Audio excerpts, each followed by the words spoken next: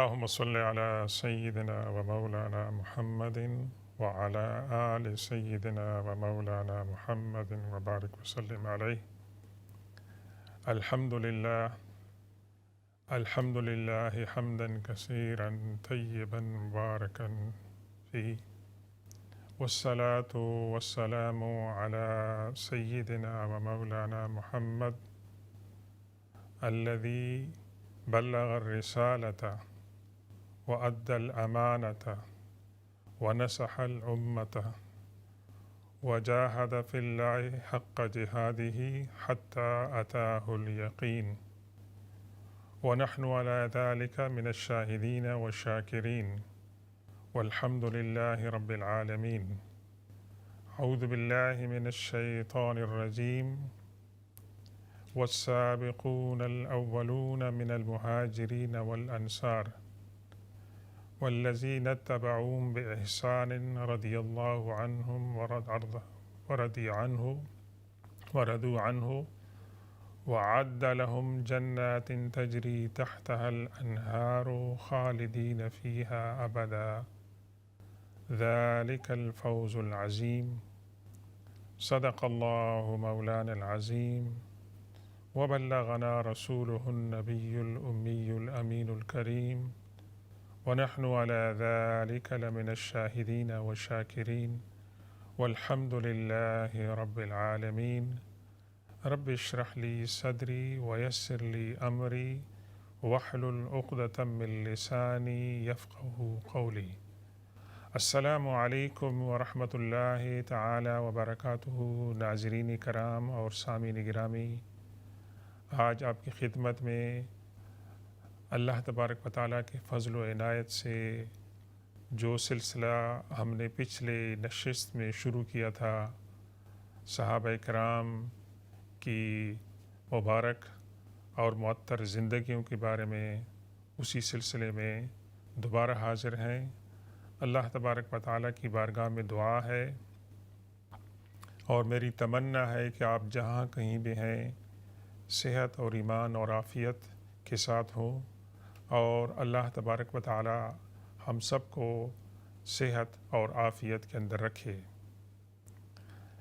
اللہ تبارک و تعالیٰ کی یہ نعمتیں ہیں، اور سب سے پہلے جب ہم صبح اٹھتے ہیں تو پہلا کام ہمیں جو کرنا چاہیے، اللہ تبارک و تعالیٰ کا شکر ادا کرنا چاہیے کہ اس نے ہمیں دوبارہ زندگی عطا فرمائی ہے. اور ہمارے آقا صلی اللہ علیہ وسلم نے ہمیں یہی تعلیم اور تربیت فرمائی ہے کہ جب ہم اٹھتے ہیں تو سب سے پہلے یہ دعا جو کہ شکرانے کی دعا ہے ہم کرتے ہیں: الحمدللہ الذی احیانا بعد ما اماتنا والیہ النشور. اللہ تبارک و تعالیٰ کا شکر ہے کہ جس نے ہمیں موت کے بعد دوبارہ زندگی عطا فرمائی، اور ہم نے دوبارہ اس کی طرف لوٹنا ہے. اور دوسری بات یہ عرض کروں کہ صبح اٹھتی ہوئی اور شام کو ہوتی ہوئی ایک دوسری دعا جو ایمان کی تجدید کی ہے، اللہ کے رسول صلی اللہ علیہ وسلم نے ہمیں تعلیم فرمائی، اور وہ یہ ہے کہ اللہم انی اصبحت اشہدک و اشہد حملۃ عرشک و ملائکتک و جمیع خلقک انت اللہ لا الہ الا انت وحدک لا شریک لک وان محمدا عبدک و رسولہ. اس دعا کے بارے میں ترجمے سے پہلے یہ عرض کر دوں کہ اللہ کے رسول صلی اللہ علیہ وسلم فرمایا کہ جو مسلمان یہ دعا صبح ایک مرتبہ، شام کو ایک مرتبہ اگر پڑھے گا تو اللہ تبارک و تعالیٰ اس کو جہنم کے عذاب سے چوتھائی حصے کے برابر آزادی عطا فرمائے گا. ایک روایت میں ہے کہ اس دن کے، اس رات کے جو گناہ ہیں اللہ تعالیٰ معاف فرما دے گا. اور اگر آپ اس کو 4 مرتبہ ریپیٹ کریں گے تو اللہ تبارک 2 مرتبہ کریں گے تو تقریباً آدھا حصہ ہوگا جہنم کا، اس سے اعلیٰ آپ کو آزادی عطا فرمائے گا۔ 3 مرتبہ 3 کوارٹر ہو گئے، چوتھی مرتبہ جب اس کو پڑھیں گے تو انشاءاللہ اللہ تبارک و تعالی جہنم کے عذاب سے اور اس کی آگ سے مکمل طور پر اللہ تعالی آزادی عطا فرمائے گا۔ اس کا ترجمہ کیا ہے کہ اے اللہ میں تجھے گواہ ٹھہراتا ہوں اور ان فرشتوں کو میں گواہ ٹھہراتا ہوں جو تیرے عرش کے حامل ہیں، جنہوں نے تیرے عرش کو اٹھایا ہوا ہے، اور دیگر تمام فرشتوں کو اور تمام مخلوق کو میں گواہ ٹھہراتا ہوں اس بات پر کہ تو وحدہ لا شریک ہے اور محمد صلی اللہ علیہ وسلم تیرے بندے اور رسول ہے۔ تو یہ ایمان کی تجدید ہے جو ہمیں روزانہ صبح اٹھ کر کرنی چاہیے، اور رات کو سونے سے پہلے اسبحتو کی بجائے امسیتو کے الفاظ ہیں، جس کا معنی ہے کہ میں شام اس حال کے اندر کر رہا ہوں، رات کے اندر اس حال میں داخل ہو رہا ہوں کہ اللہ میں تیری وحدانیت اور حضور پاک صلی اللہ علیہ وسلم کی رسالت اور عبودیت کی میں گواہی دیتا ہوں۔ تیسری بات جو ہمیں ملتی ہے حدیث پاک میں کہ حضور پاک صلی اللہ علیہ وسلم بلا ناغہ صبح اور شام کو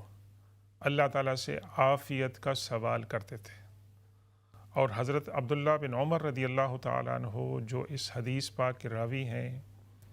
وہ یہ فرماتے ہیں کہ اللہ کے رسول صلی اللہ علیہ وسلم نے عافیت کی یہ دعا کبھی نہیں چھوڑی، اور اس کے الفاظ اس طرح ہیں: اللہم انی اسألک العفو والعافیہ، اللہم انی اسألک العفو والعافیہ فی دینی و دنیای و اہلی و مالی، اللہم انی اسألک العفو والعافیہ والمعافاة الدائمہ فی الدنیا والآخرہ، اللہم استر عوراتی و آمن روعاتی، اللہم احفظنی من بین یدی و من خلفی، عن یمینی و عن شمالی من فوقی، وَأَعُوذُ بِعَظَمَتِكَ أَنْ أُغْتَالَ مِنْ تَحْتِي، او کما قال رسول اللہ صلی اللہ علیہ وسلم۔ یہ دعا اللہ کے رسول صلی اللہ علیہ وسلم بلا ناغہ روزانہ صبح اور شام کو آپ جو ہے فرماتے تھے، اور اس کا خلاصہ کیا ہے کہ اللہ میں تجھ سے عفو اور عافیت کا سوال کرتا ہوں، دنیا کے اندر، آخرت کے اندر، اپنی جان کے اندر، اپنی مال کے اندر، اپنی اولاد کے اندر، اپنے گھر کے اندر، اور اے اللہ تبارک و تعالیٰ تو میرے گناہوں پر پردہ فرما، اور یہ کہ اللہ تبارک و تعالیٰ مجھے اپنی حفاظت میں رکھ، میرے سامنے، میرے پیچھے، میرے دائیں، میرے بائیں، میرے اوپر اور میرے نیچے، تمام حالتوں کے اندر اللہ تبارک و تعالیٰ مجھے اپنے عافیت کے اندر اور اپنی پروٹیکشن کے اندر جو ہے رکھے۔ تو یہ 3 باتیں میں نے مناسب سمجھا کہ ہماری گفتگو کے آغاز سے پہلے آپ کی خدمت میں عرض کروں، اور یہ کہ یہ مسلمان کے جو ڈیلی روٹین ہے ان کا آغاز ان سے ہونا چاہیے۔ تو گزشتہ نشست میں ناظرین کرام ہم نے گفتگو کی تھی اسلام کے ایک عظیم الشان سپوت اور داعی اور سفیر جناب مصعب بن عمیر رضی اللہ تعالیٰ عنہ اور ارضاہ کی معطر اور خوبصورت زندگی کے چند واقعات آپ کے ساتھ شیئر کی تھے، اور ان کا مقصد کیا تھا کہ آج کل کے نوجوانوں کو یہ بتایا جائے کہ حضور پاک صلی اللہ علیہ وسلم کے صحابہ کرام نے کس قدر جان نثاری سے آپ کی خدمت کی، آپ کی اطاعت کی، اور دین کے کام کو، دعوت کو انہوں نے مقدم رکھا، اور اللہ تبارک و تعالیٰ نے ان کو زندگی کے اندر کامیابی کی نوید سنائی۔ تو آج ایک دوسری شخصیت کے کچھ حالات کے ساتھ آپ کی خدمت میں حاضر ہیں، اور یہ شخصیت کسی طرح ان کے حالات حضرت مصعب بن عمیر رضی اللہ تعالیٰ عنہ کے ساتھ مشترک ہیں، تھوڑا بہت بیک گراؤنڈ مختلف ہے، لیکن جو خلاصہ ہے وہ یہی ہے کہ صحابہ کرام نے اپنی زندگیاں حضور پاک صلی اللہ علیہ وسلم کی اطاعت کے لیے، اللہ کے دین کے لیے، قرآن کے لیے وقف کر دی تھیں، اور یہ سب سے بڑی ان کی پرائرٹی تھی، اور اس کی وجہ سے انہیں جو سکون ملا، جو یقین ملا، اطمینان جو ملا، اس کے بعد دنیا کی کوئی کشش، کوئی اٹریکشن، کوئی قوت ان کو اس راستے سے ہٹا نہیں سکی۔ اور آج کی شخصیت جن کے بارے میں ہم بات کر رہے ہیں اس معنی میں مختلف ہے کہ وہ خاتون ہے، وہ خاتون ہے، وہ ایک عورت ہے، اور اس کے بتانے کا مقصد یہ ہے کہ جہاں حضور پاک صلی اللہ علیہ وسلم کی دعوت کے ہراول دستے میں مرد تھے، بزرگ تھے، جوان تھے، چھوٹی عمر کے لوگ تھے، اسی طریقے سے ایک بڑی تعداد خواتین کی تھی کہ جنہوں نے اسی جوش و جذبے کے ساتھ اللہ کے رسول صلی اللہ علیہ وسلم کا ان مشکل اور کٹھن حالات میں ساتھ دیا جس طرح مردوں نے دیا تھا۔ تو اسلام کی دعوت کے اندر، اسلام کے پیغام کے اندر، اسلام کی خدمت کے اندر، حضور پاک صلی اللہ علیہ وسلم کے ساتھ صحابیت کے اندر خواتین کا تقریباً وہی کنٹریبیوشن ہے، وہی مقام ہے جو مرد حضرات کا ہے۔ تو آج کی جو صحابیہ ہیں وہ عظیم الشان صحابیہ ہیں اور ان کے بہت بڑے فضائل اور مناقب ہیں، اور ان کا اسم گرامی ہے حضرت اسماء بنت ابی بکر رضی اللہ تعالی عنہ وارضاہ۔ آپ اس نام سے جان چکے ہوں گے کہ یہ کون شخصیت ہے۔ یہ شخصیت ہے جناب حضرت ابو بکر صدیق رضی اللہ تعالی عنہ کی صاحبزادی حضرت اسماء بنت ابی بکر رضی اللہ تعالی عنہ، اور اللہ تبارک و تعالی نے ان کو بہت سی نعمتوں سے نوازا تھا۔ بڑی نعمت یہ کہ ان کے پاس ماں باپ تھے اور دادا دادی تھے، اور اس کے علاوہ اس سے بڑی نعمت کہ 15 یا 14 سال کی عمر میں ان کو اللہ تعالیٰ نے ایمان اور اسلام کی دولت سے نوازا۔ تو بعض روایات میں آتا ہے کہ اولین سابقین الاولین، وہ مسلمان، وہ صحابہ کرام کے جو پہلے ایمان لائے تھے، ان میں حضرت اسماء بنت ابی بکر رضی اللہ تعالیٰ عنہا کا نمبر 17 بنتا ہے۔ تو اس سے آپ اندازہ لگا لیں، اور اس وقت ان کی عمر 14-15 سال تھی کہ کتنی ذہین تھی، اور اللہ تبارک و تعالیٰ نے ان کو عقل اور فطانت کی اور سوجھ بوجھ کی کتنی نعمتوں سے نوازا تھا۔ تو جب ان کے گھر کے اندر ان کے والد گرامی مسلمان ہو گئے تو انہوں نے دیکھا کہ اسلام ایک حقیقت ہے، اور اس پر ایمان لانے میں انہوں نے ہچکچاہٹ نہیں محسوس کی، اور اللہ کے رسول صلی اللہ علیہ وسلم پر وہ ایمان لائی۔ تو یہ ایک بہت بڑا اعزاز ہے ان کے لیے، اور اس سے ہمیں پتہ چلتا ہے کہ اس دور میں جہاں مشکلات تھیں، جہاں اسلام کا اعلان کرنا چیلنجز کے مترادف تھا، انہوں نے اسلام کا اعلان کیا۔ اور دوسری بات جو ہمیں پتہ چلتی ہے کہ حضور پاک صلی اللہ علیہ وسلم کا پیغام گھر گھر پہنچ رہا تھا، اور اس میں جو خواتین تھیں وہ پیچھے نہیں تھیں، اور وہ بھی اسلام لائیں۔ تو آئیے ہم چلتے ہیں تھوڑے سے ان کے زندگی کے مزید جو حالات ہیں ان کے بارے میں باتیں کرتے ہیں۔ تو جناب اسماء بنت ابی بکر رضی اللہ تعالیٰ عنہا نے حضرت ابو بکر صدیق رضی اللہ تعالیٰ عنہ کی تربیت کے اندر اور آپ کے گھر کے اندر انہوں نے آپ کی ولادت ہوئی، آپ کی پرورش ہوئی، اور اس گھر کے اندر آپ نے زندگی کے اور اسلام کے آداب اور اقدار اور تعلیمات کو انہوں نے حاصل کیا۔ پھر ایک وقت آیا جو بہت ہی مشکل وقت تھا، اور جس کے اندر اللہ تبارک و تعالیٰ نے حضرت اسماء بنت ابی بکر رضی اللہ تعالیٰ عنہ کو ایک بہت بڑی نعمت سے سرفراز فرمایا۔ جیسے ہم نے دیکھا تھا سیدنا حضرت مصعب بن عمیر رضی اللہ تعالیٰ عنہ کے زندگی کے احوال میں کہ اللہ کے رسول صلی اللہ علیہ وسلم نے انہیں مدینہ طیبہ کے پہلے سفیر کے طور پر، پہلے دائی کے طور پر منتخب فرمایا تھا، اور ان کے لیے وہ کٹھن حالات تھے۔ یہاں اللہ تبارک و تعالیٰ نے حضرت اسماء بنت ابی بکر رضی اللہ تعالیٰ عنہ کو زندگی کا ایک اہم ترین ذمہ داری جو ہے وہ ان کو سونپی، اور ماشاءاللہ اس ذمہ داری کے اوپر آپ پورے اتری۔ اور دوسرا، یہ جو میں واقعہ آپ کو بتانے جا رہا ہوں، اس سے پتہ چلتا ہے کہ خانوادہ ابی بکر صدیق رضی اللہ تعالیٰ عنہ اور حضور پاک صلی اللہ علیہ وسلم کے درمیان کتنی قربت تھی اور کتنا اعتماد تھا۔ تو روایت کے اندر آتا ہے کہ حضور پاک صلی اللہ علیہ وسلم جب ہجرت فرمانے لگے، ہجرت کا آپ نے ارادہ فرما لیا، تیاری کر لی، اور اپنے ساتھ اپنے غار یار حضرت ابو بکر صدیق رضی اللہ تعالیٰ عنہ کا انتخاب فرمایا کہ میرے ساتھ اس سفر میں میرے ساتھ وہ ہوگا جو میرے ساتھ زندگی میں ہے، اور غار یار ہوگا اور اس کے علاوہ یہ ہے کہ وہ قبر میں اس کی قبر میرے ساتھ ہوگی، اور جب قیامت کے دن ہم اٹھیں گے تو وہ میرے ساتھ ہوگا۔ اس شخصیت کا آپ نے انتخاب فرمایا۔ اور آپ فرماتے ہیں کہ جب حضور پاک صلی اللہ علیہ وسلم دوپہر کے وقت حضرت بکر صدیق رضی اللہ تعالیٰ عنہ کے گھر تشریف لائے تو وہ ایک انیوژول ٹائم تھا۔ اس وقت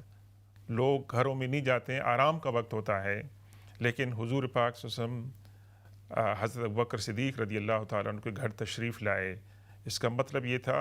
کہ کوئی ایسی بات ہے کہ جس کو آپ خفیہ رکھنا چاہتے ہیں،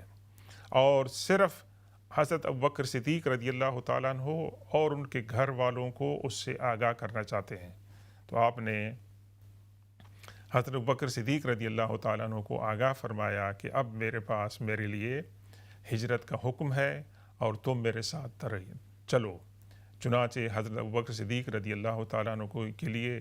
اس سے بڑی کوئی خوشی نہیں تھی کہ اللہ کے رسول صلی اللہ علیہ وسلم نے اس اہم ترین سفر کے لیے ان کا انتخاب فرمایا۔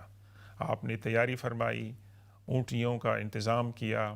اور ایک شخص کا انتظام کیا کہ جو ان کو مدینہ طیبہ کا جو روٹ تھا اس میں وہ نیویگیشن کرے گا اور ان کو بتائے گا کہ کون سے راستے سے آپ نے جانا ہے، اور یہ تمام تفصیلات آپ نے آپس میں طے کی۔ اب اس میں ہم دیکھتے ہیں حضرت اسماء بنت ابی بکر رضی اللہ تعالیٰ عنہ اور حضرت عائشہ صدیقہ رضی اللہ تعالیٰ عنہ کا رول۔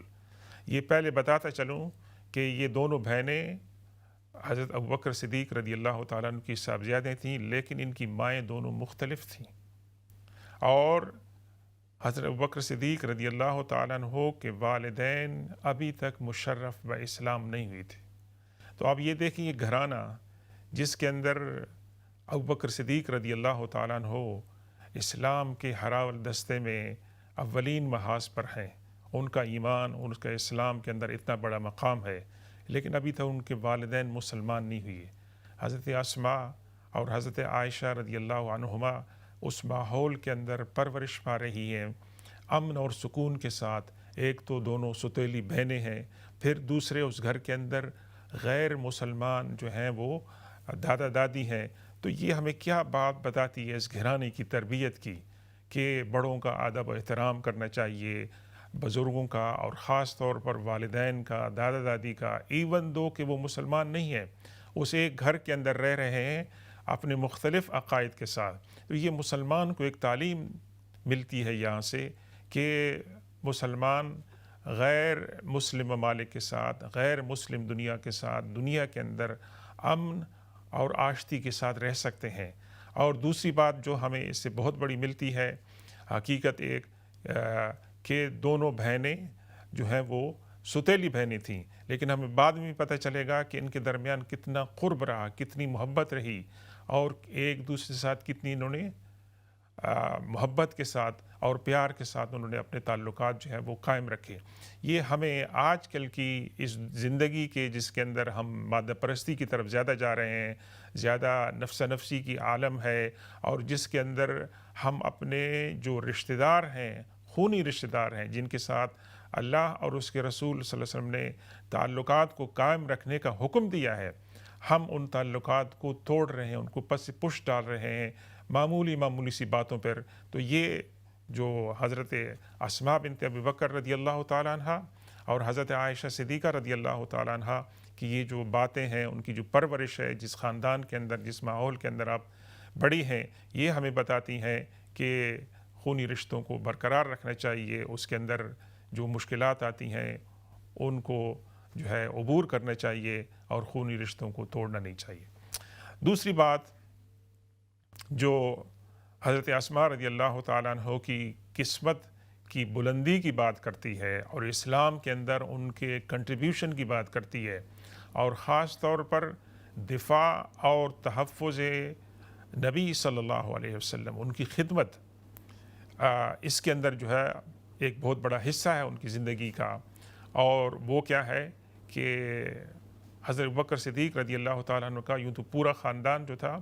وہ حضور پاک صلی اللہ علیہ وسلم کی خدمت اور آپ کے تحفظ کے اندر جو ہے وہ شامل تھا، لیکن ہر ایک فرد کا ایک مختلف کنٹریبیوشن تھا۔ تو حضرت اسماء بنت ابی بکر رضی اللہ تعالیٰ عنہ، حضرت عائشہ رضی اللہ تعالیٰ عنہ کی بات کے علم میں یہ بات آ گئی کہ میرے والد اور حضور پاک صلی اللہ علیہ وسلم ایک بہت اہم سفر پر جا رہے ہیں، اور ان کے سامنے بہت ساری چیزیں آشکارا ہو گئیں جن سے دوسرے لوگ واقف نہیں تھے۔ یہ ایک راز کی بات تھی اور اس راز کو رکھنا تھا، اور یہ دونوں جو بہنیں تھیں، حضرت اسماء جو تھیں وہ تقریباً 10 سال حضرت عائشہ سے عمر میں بڑی تھیں، لیکن اللہ تبارک و تعالیٰ نے ان کو ذہانت اور فطانت عطا فرمائی تھی، اور جس کی برکت سے وہ مسلمان امت کی جو محسنین ہیں ان میں ان کا شمار ہوتا ہے کہ انہوں نے ان تک اسلام کا پیغام پہنچایا، اسلام کی حضور پاک صلی اللہ علیہ وسلم کی جو دینی اور روحانی میراث ہے وہ انہوں نے ان تک پہنچایا۔ انشاءاللہ اس پہ مزید بات ہوگی۔ تو یہ جب انہوں نے دیکھ لیا تو اس کا مطلب یہ تھا کہ حضور پاک صلی اللہ علیہ وسلم نے حضرت ابوبکر صدیق رضی اللہ تعالیٰ عنہ کے گھرانے سے کوئی بات چھپائی نہیں۔ تو حضور پاک صلی اللہ علیہ وسلم چلتے ہیں، سفر پر روانہ ہوتے ہیں، لیکن سفر کی تفصیلات جو ہیں وہ عام لوگوں سے مخفی ہیں۔ اب حضور پاک صلی اللہ علیہ وسلم کے نکلنے کا جب اعلان ہو جاتا ہے، لوگوں کو پتہ چل جاتا ہے، تو جو مخالفین ہیں، جو دشمن ہیں، وہ آپ کے تعاقب میں، آپ کی جستجو میں وہ نکلتے ہیں اور کونا کونا وہ چھاننے کی کوشش کرتے ہیں کہ کہاں پر ہیں اور ان کو جا کے ہم مل لیں۔ تو حضور پاک صلی اللہ علیہ وسلم نے مختلف روٹ استعمال فرمایا، اور اس لیے کہ آپ کی حکمت تھی کہ آپ کو معلوم تھا کہ لوگ میرے تعاقب میں آئیں، تو اس لیے آپ نے ایک مختلف روٹ استعمال کیا تھا کہ لوگوں کو پتہ نہ چل سکے کہ ہم کہاں پر چھپیں گے۔ اس سے ہمیں کیا پتہ چلتا ہے کہ اس طرح کی جو پلاننگ ہے وہ برحق ہے۔ آپ کو اپنی جان کی حفاظت کے لیے، تحفظ کے لیے ایسی باتوں کا اہتمام کرنا چاہیے جس سے آپ بچ سکتے ہیں، اور اس کے اندر کوئی حرج کی بات نہیں ہے، اور یہ جائز بھی ہیں، مناسب بھی ہیں، اور اس کے اندر شریعت کی یا خدا کے جو قوانین ہیں اس کی کوئی وائلیشن بھی نہیں ہے۔ تو حضرت عائشہ اور حضرت اسماء بنت ابی بکر رضی اللہ تعالیٰ عنہ نے یہ تمام چیزیں اپنی آنکھوں سے مشاہدہ فرمائیں، تو ان کا کتنا بڑا رول ہے اور ان کے لیے کتنی بڑی اعزاز کی بات ہے۔ لیکن اس کے اندر حضرت اسماء بنت ابی بکر رضی اللہ تعالیٰ عنہ اور حضرت بکر صدیق رضی اللہ تعالیٰ عنہ کے صاحبزادے اور آپ کے غلام کا بھی بہت بڑا کنٹریبیوشن تھا کہ آپ کے صاحبزادے روزانہ غار ثور کے اندر جا کے ملاقات کرتے، اور حضور پاک صلی اللہ علیہ وسلم حضرت ابوبکر صدیق رضی اللہ تعالیٰ عنہ کو مکہ کے لوگوں کے جو حالات تھے ان سے باخبر کرتے کہ ان کی کمپین کہاں تک جا رہی ہے، اور ان کا غلام وہاں دودھ لے جاتا تھا، بکریاں وہاں سامنے سے گزارتا تھا۔ تو یہ تمام باتیں حضرت اسماء بنت ابی بکر رضی اللہ تعالیٰ عنہ کے علم کے اندر تھیں، اور انشاءاللہ ہم تھوڑی دیر میں بریک پہ جائیں گے، اور بریک کے بعد واپس آنے کے بعد ہم آپ کو اس میں جو حضرت اسماء بنت ابی بکر رضی اللہ تعالیٰ عنہ کا کنٹریبیوشن ہے، ایک بہت بڑا کنٹریبیوشن ہے کہ جس کی بنیاد پر اللہ کے رسول صلی اللہ علیہ وسلم نے ان کو زندگی کے اندر جنت کی بشارت دی۔ ان کے جو خاوند تھے زبیر بن عوام رضی اللہ تعالیٰ عنہ کو آپ نے جنت کی بشارت دی، اور حضرت اسماء کو بھی آپ نے اللہ تعالیٰ نے جنت کی بشارت دی۔ تو انشاءاللہ آپ ہمارے ساتھ رہیے، وقفے کے بعد آپ سے دوبارہ ملاقات ہوگی، تب تک اجازت۔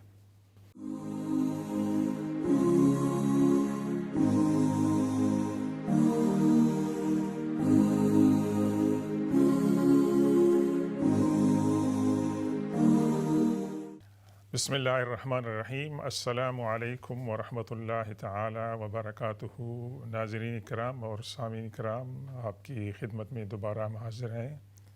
اور آپ کے کوئی سوالات ہیں تو انشاءاللہ آپ پیش کر سکتے ہیں۔ وقفے سے پہلے ہم گفتگو کر رہے تھے اسلام کی ایک عظیم الشان خاتون اور شخصیت اور محسنہ حضرت اسماء بنت ابی بکر رضی اللہ تعالی عنہا، اور سفر ہجرت میں ان کا جو کنٹریبیوشن ہے، رول ہے، اس کے بارے میں ہم بات کر رہے تھے۔ تو جب مخالفین کو پتہ چلا کہ حضور پاک صلی اللہ علیہ وسلم اپنے غار یار حضرت ابوبکر صدیق رضی اللہ تعالی عنہ کے ساتھ کامیابی کے ساتھ مکہ سے نکل گئے ہیں، تو ابو جہل کی قیادت میں ایک گروہ آیا حضرت ابوبکر صدیق رضی اللہ تعالیٰ عنہ کو گھر میں، اور دروازے پہ انہوں نے دستک دی۔ سیدہ اسماء رضی اللہ تعالیٰ عنہ نکلیں اور ان سے پہلا سوال انہوں نے کیا کہ ابوبکر کہاں ہیں؟ تو آپ نے بہت ہی حکمت آمیز جواب دیا، اور ایسا جواب دیا کہ جو اس وقت مناسب تھا، اور جس جواب سے پتہ چلتا ہے کہ اللہ تبارک و تعالیٰ نے حضرت اسماء رضی اللہ تعالیٰ عنہ کو جہاں حکمت ذہانت عطا فرمائی تھی، وہاں بہادری بھی عطا فرمائی تھی۔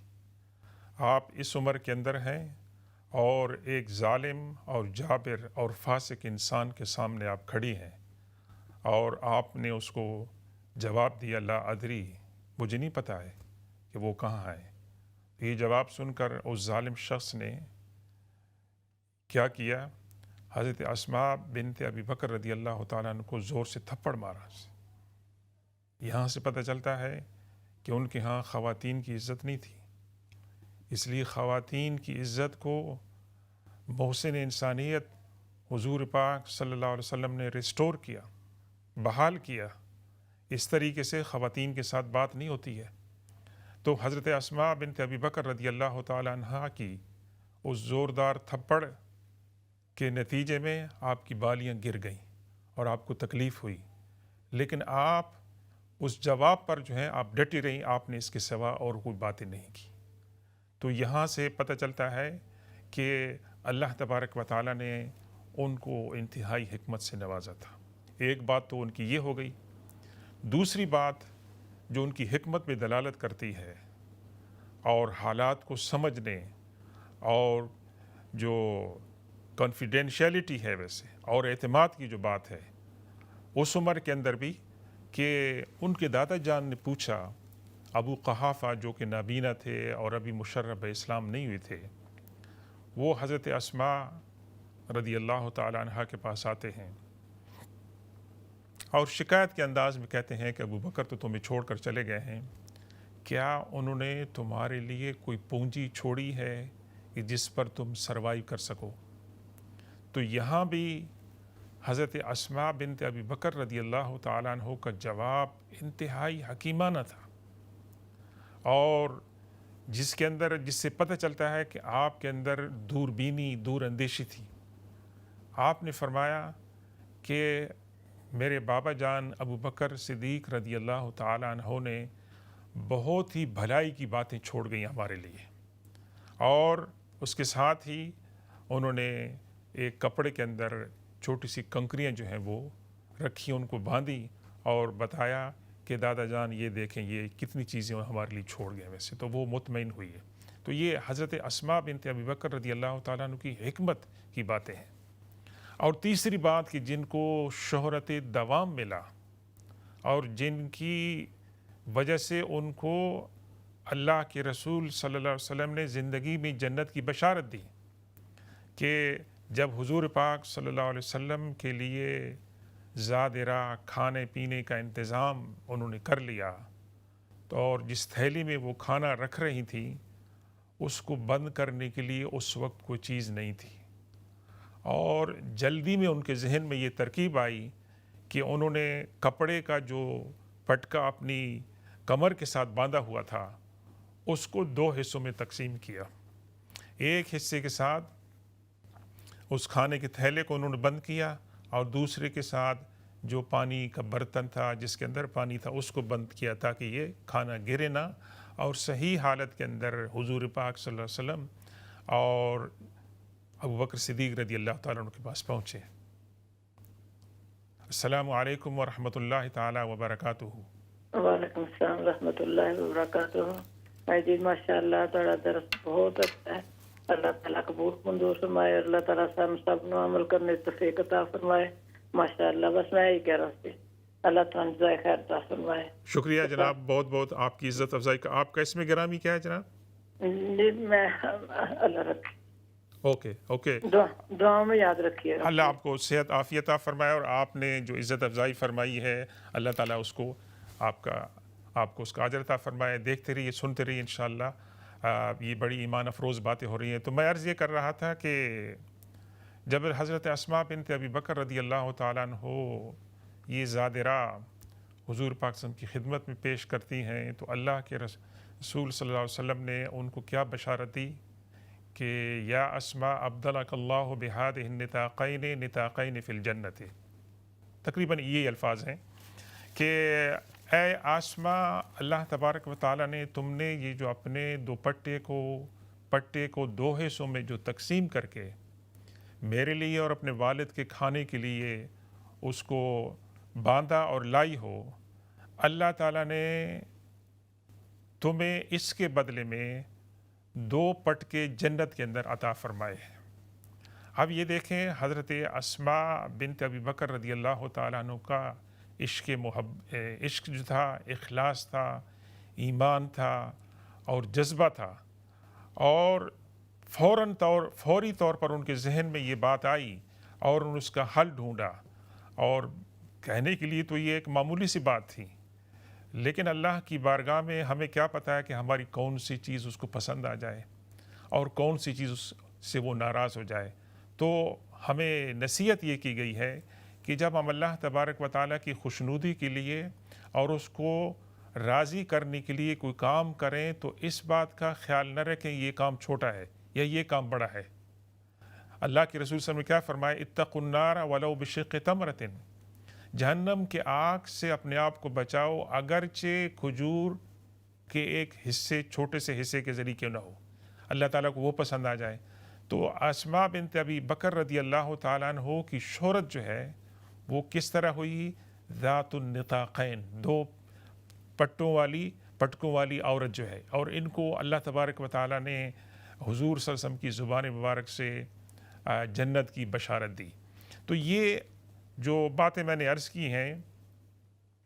یہ ہمیں بتاتی ہیں حضرت اسماء بنت ابی بکر رضی اللہ تعالیٰ عنہ کو جو رول ہے ایز اے صاحبزادی، ایز اے بیٹی اور ایز اے مومنہ اور حضور پاک صلی اللہ علیہ وسلم کی خادمہ، اللہ تعالیٰ تبارک و تعالیٰ نے ان کے مقام کو جو ہے وہ بہت ہی بلند فرمایا۔ پھر ایک اور کٹھن مرحلہ تھا ان کی زندگی کے اندر، اور وہ ہے کہ آپ کی شادی ہوتی ہے حضور پاک صلی اللہ علیہ وسلم کے ایک بہت ہی قریبی رشتہ دار حضرت زبیر بن العوام رضی اللہ تعالیٰ عنہ، بہت بڑے مجاہد اور بہت بڑے عابد اور زاہد، اور اللہ تبارک و تعالیٰ کے کاز کے لیے ان کی بڑی کنٹریبیوشن، قربانیاں ہیں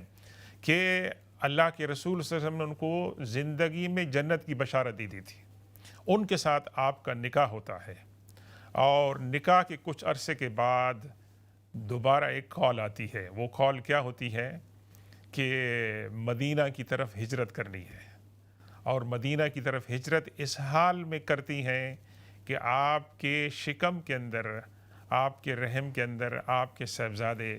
حضرت عبداللہ بن زبیر رضی اللہ تعالیٰ عنہ ہوتے ہیں۔ اب یہاں دیکھیں، مصلحت جو ذاتی ہے اس کا تقاضا کیا ہے کہ انتظار کریں جب ڈیلیوری ہو جائے، بچہ پیدا ہو جائے، اس کے بعد کچھ عرصے کے بعد سفر کریں گے۔ لیکن یہاں کال آ گئی ہے اللہ کے رسول صلی اللہ علیہ وسلم کی، تو حضرت اسماء بنت ابی بکر رضی اللہ تعالیٰ عنہ نے کوئی عذر، کوئی بہانہ نہیں ڈھونڈا، اور جب خاوند نے تیاری کر لی، خاوند نے کہا کہ ہم نے چلنا ہے، تو آپ ان کے ساتھ چلتی ہیں۔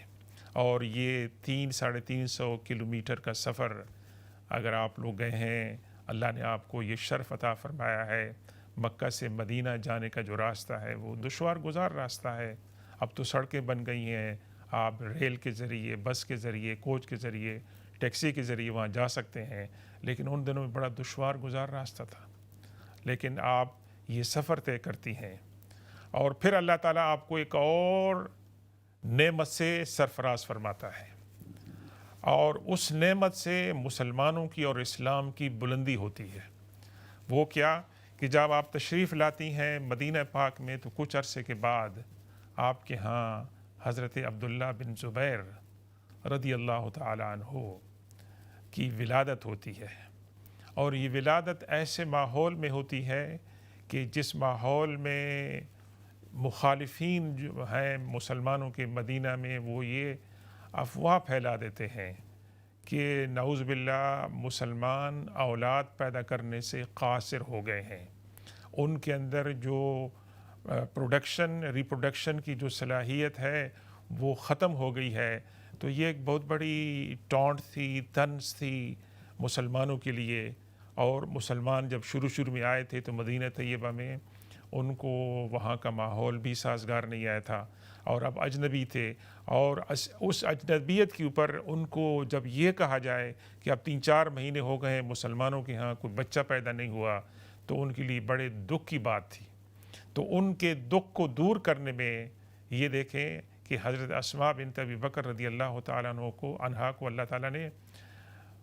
حضرت عبداللہ بن زبیر رضی اللہ تعالیٰ عنہ کی صورت میں ایک بہت بڑی نعمت عطا فرمائی۔ اور جب حضرت عبداللہ بن زبیر پیدا ہوتے ہیں تو مسلمانوں میں خوشی کی لہر دوڑ جاتی ہے، اور یہ خبر پورے مدینے میں پھیل جاتی ہے کہ مسلمانوں کے ہاں ایک نیا بچہ جو ہے وہ آیا ہے۔ اور وہ جو افواہ پھیلائی گئی تھی جس کے اندر مسلمانوں کو دکھ ہوا تھا، وہ افواہ جو ہے وہ دم توڑ دیتی ہے۔ اور سب سے بڑی بات یہ ہوتی ہے کہ حضرت اسماء بنت ابی بکر رضی اللہ تعالیٰ عنہ بنفس نفیس حضرت عبداللہ بن زبیر کو لے کر حضور پاک صلی اللہ علیہ وسلم کی خدمت میں حاضر ہوتی ہیں، اور حضور پاک صلی اللہ علیہ وسلم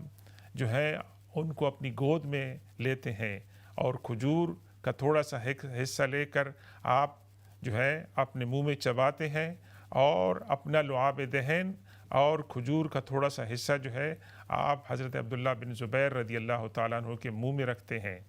تو حضرت عبداللہ بن زبیر رضی اللہ تعالیٰ عنہ کی سب سے بڑی سعادت کیا تھی کہ زندگی میں، دنیا میں پہلی چیز جو ان کے شکم میں گئی وہ حضور پاک صلی اللہ علیہ وسلم کا مبارک دہن تھا، لعاب تھا۔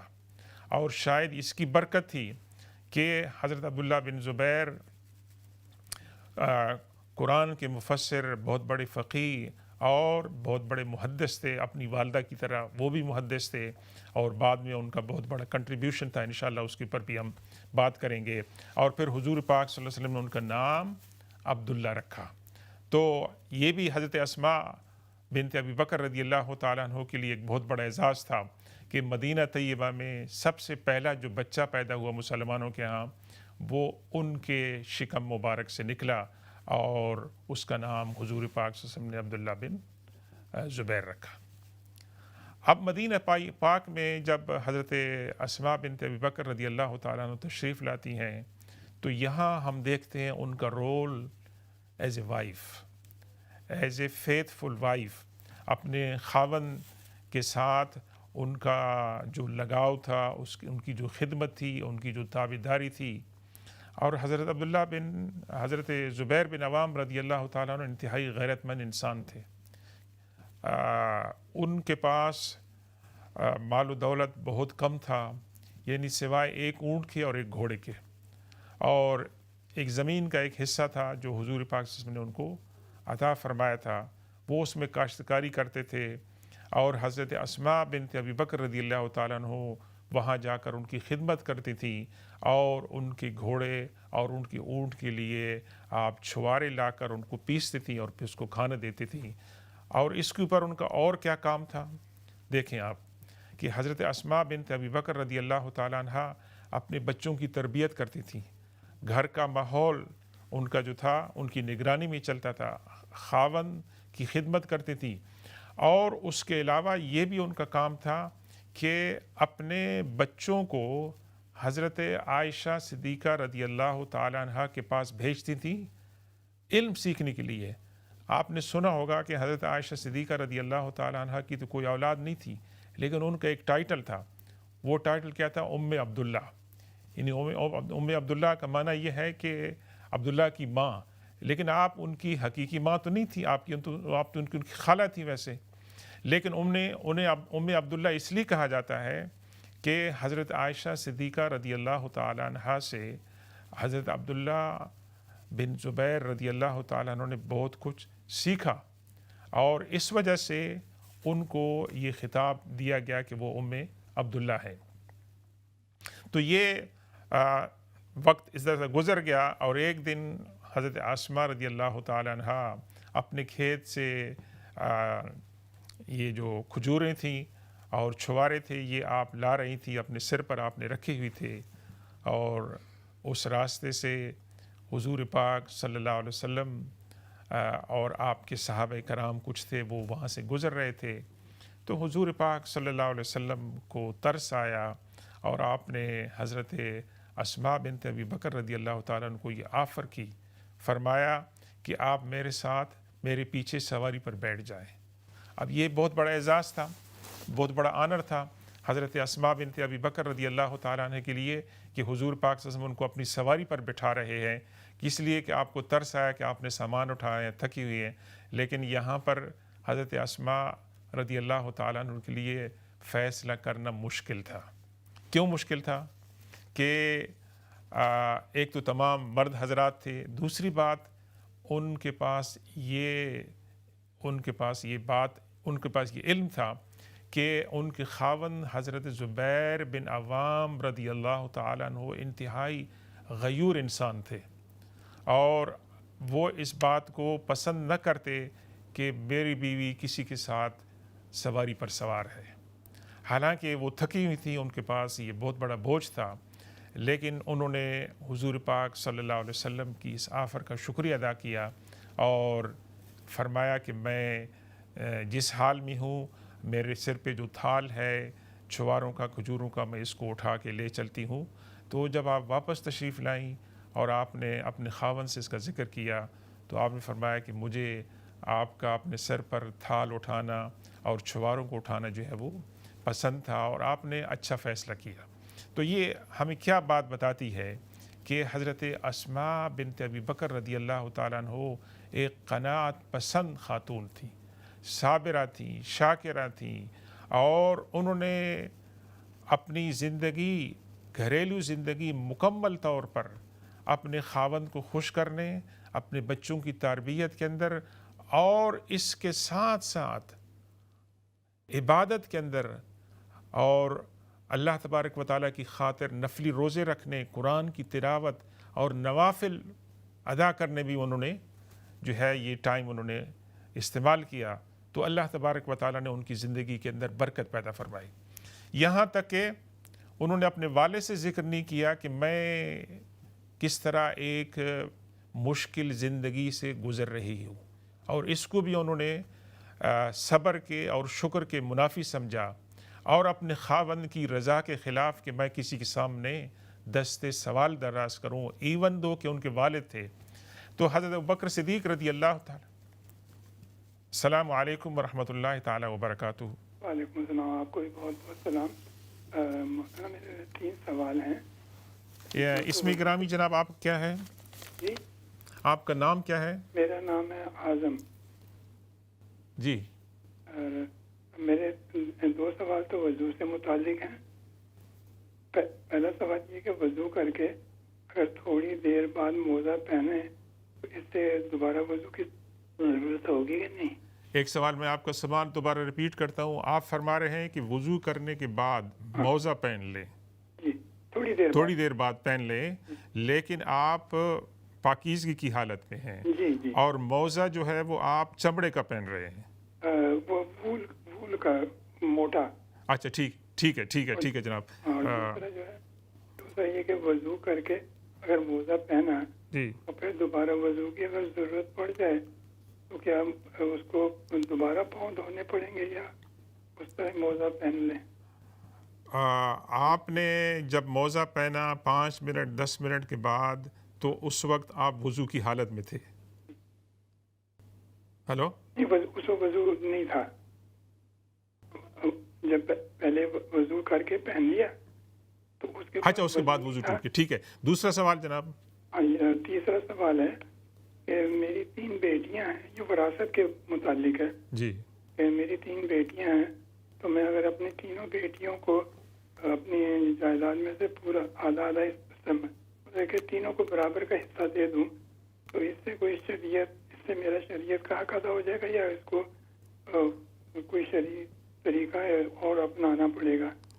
اچھا, میں یہ بات ایک پوچھ لوں کہ آپ ان کو زندگی کے اندر وفات سے پہلے ان کو دینا چاہتے ہیں؟ جی, اچھا. میں اور میری بیوی زندہ ہیں. جی. اور ہم لوگ اپنی بیٹیوں کو تینوں کو برابر کا حصہ دینا چاہ رہے ہیں, تو اس کے لیے کوئی شریعت والا طریقہ اختیار کرنا پڑے گا یا اس سے ہم لوگ کا حق ادا ہو جائے گا شرعی؟ اچھا, تیسرا سوال آپ نے 2 سوال کیا آپ نے. تو وضو کے تھے کہ وضو کر کے اگر موزہ پہنا اور دوبارہ وضو کرنا پڑ گیا تو کیا وہ وضو کی ضرورت ہوگی تو پھر دوبارہ پاؤں دھونے پڑیں گے یا وہی؟ اچھا ٹھیک ہے جناب, یہ شکریہ جناب. السلام علیکم. یہ بھائی نے 3 سوال کیے ہیں. انشاءاللہ تھوڑا سا وقت ہمارے پاس باقی ہے, اس میں جواب دینے کی اطمینان بخش کوشش کریں گے. پہلا سوال ان کا یہ تھا کہ جب انہوں نے وضو کیا تو وضو کے کچھ دیر کے بعد انہوں نے موزے پہن لیے, ایسے موزے پہن لیے کہ جس کو ہماری فقہ میں شریعت نے اجازت دی ہے کہ اگر آپ اس موزہ پہن لیں تو اس طہارت کی حالت میں دوبارہ اگر آپ کا وضو ٹوٹ جاتا ہے پھر آپ وضو کرتے ہیں تو آپ کو پاؤں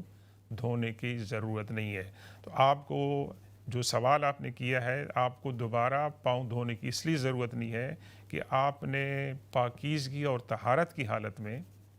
آپ نے موزے پہنے ہیں, تو اس لیے آپ کو دوبارہ وضو کرنے کی پاؤں دھونے کی ضرورت نہیں ہے. تو مسئلہ یہ ہے کہ آپ وضو کرنے کے بعد یا غسل کرنے کے بعد آپ موزہ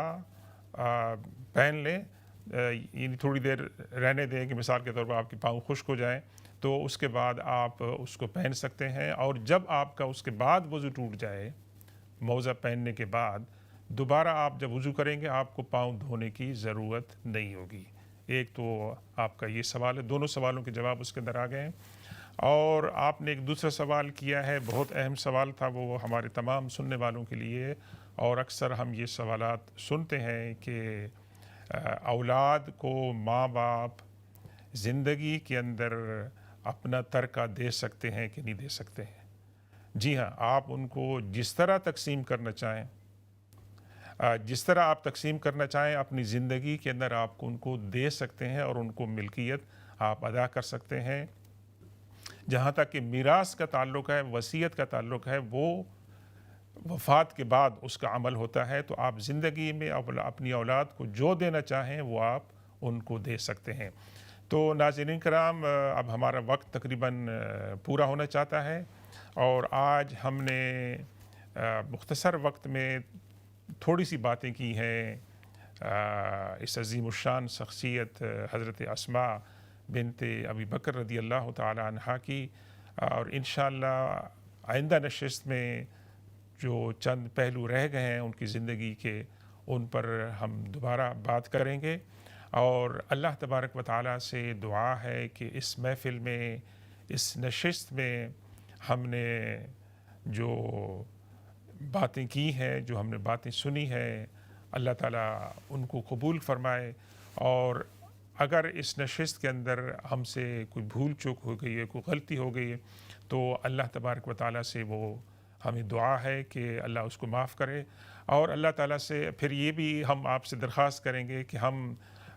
صحابہ کرام کی زندگیوں کا مطالعہ اپنی روزانہ روٹین کا حصہ بنا لیں۔ اللہ تبارک و تعالیٰ سے دعا ہے کہ اللہم علمنا ما انفعنا بما علمتنا وانفعنا بما علمتنا ورب زدنا علما۔ سبحان ربک رب العزت عما یصفون وسلام علی المرسلین والحمد للہ رب العالمین۔